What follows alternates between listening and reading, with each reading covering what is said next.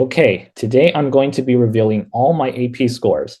This isn't your typical blind reaction video. If you're new to this channel, I mostly create videos which teach you entire AP courses in just one video, which is usually under 2 hours.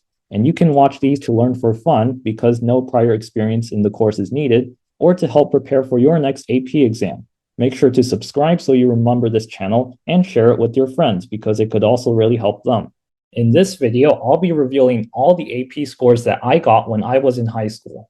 We'll start off with 2023, which is the year that I graduated high school. So during senior year, I took 8 exams, which seems like a lot, but fortunately, many of them were either easier APs or APs in subjects that I was strong in. So the first score you'll see is Lang, and I got a really tough teacher for that course, which unfortunately made it quite difficult and time consuming. And in the end, my score was a 4, which was enough to get me the college credit I needed. Next is macroeconomics. Economics was arguably my strongest subject in high school, so I got a 5 on this, no trouble whatsoever.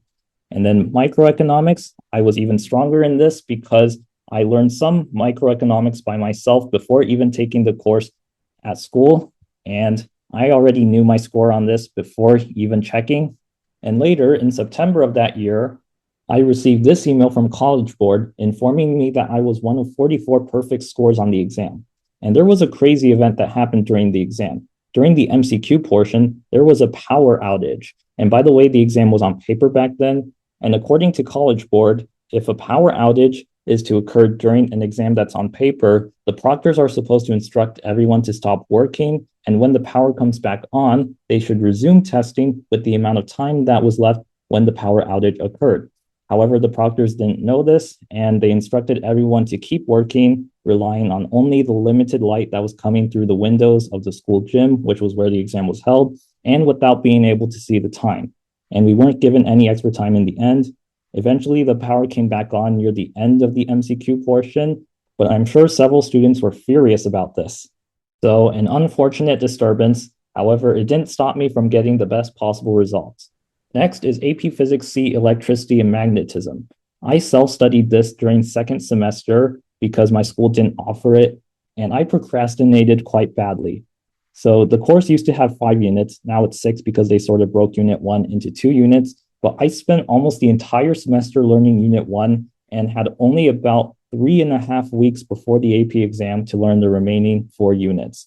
And I averaged almost 2 units per week, learning the remaining 4 units in 2.5 weeks, leaving me with 1 week before the exam to do practice problems.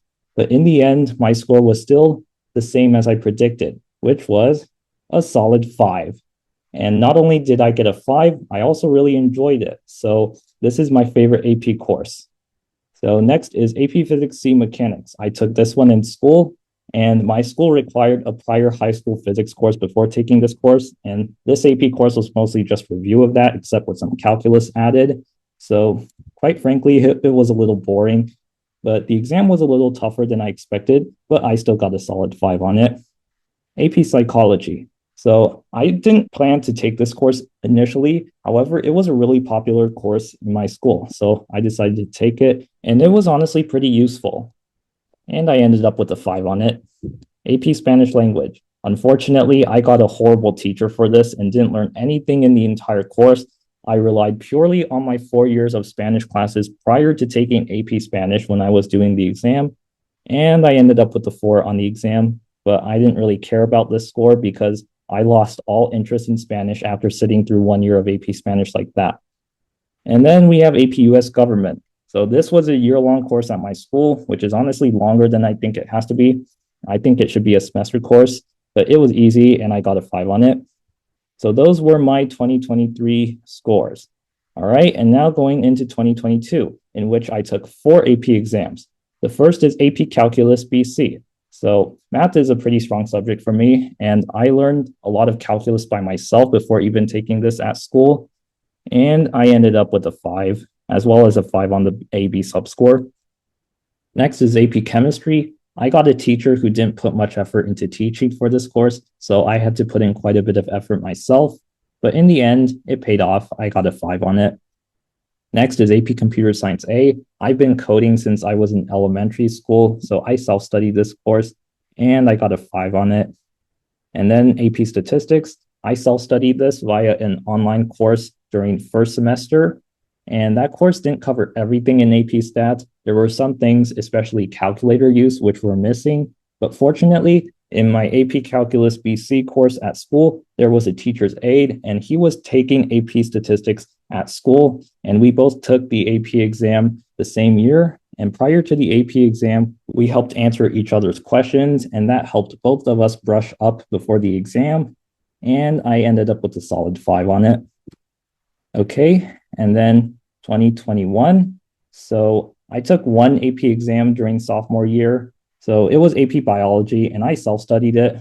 It was mostly because I wanted to have an AP course rather than because I was interested. So I barely put in any effort into it, but I still ended up with a pretty solid 4 on it.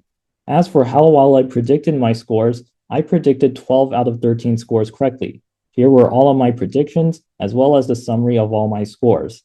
Thanks for watching. Remember to check out the other content on my channel, which includes not only the free AP course videos I mentioned earlier, but also impressive multitasking challenges, logic puzzles I invented, and videos which clearly explain interesting concepts that are beyond the scope of AP courses. These videos could be really helpful and educational, or simply fun to watch. As always, have an awesome day.